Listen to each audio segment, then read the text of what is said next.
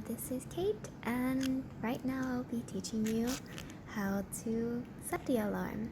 So in case you don't have the clock in front like that, you can just go to the search bar by scrolling down, and you can just type alarm or clock depending on what you want to do.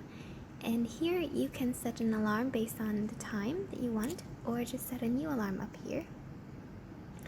I will name my alarm test alarm. Very typical. I didn't even spell the test right. Okay, so simple.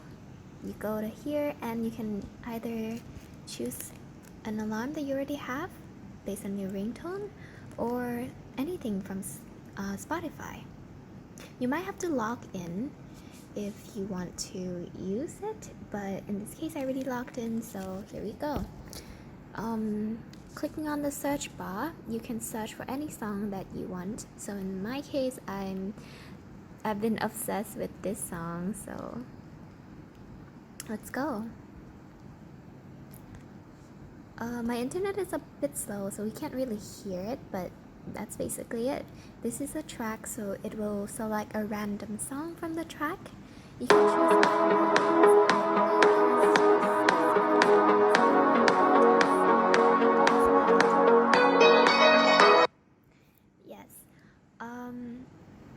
However, what I normally do is just to choose specifically my own playlist, the ones that I already have on Spotify. So this is my playlist, and I just choose the first one. So it's basically the same, but it's just, yeah, me. So you go back, and here you can set your vibration or snooze as you wish. And an extra token for you, we can set the time, set the day that you want your alarm to be on. It could be on every Sunday, every Monday. And here you can choose a specific date to set your alarm. But however, you can't really choose multiple days.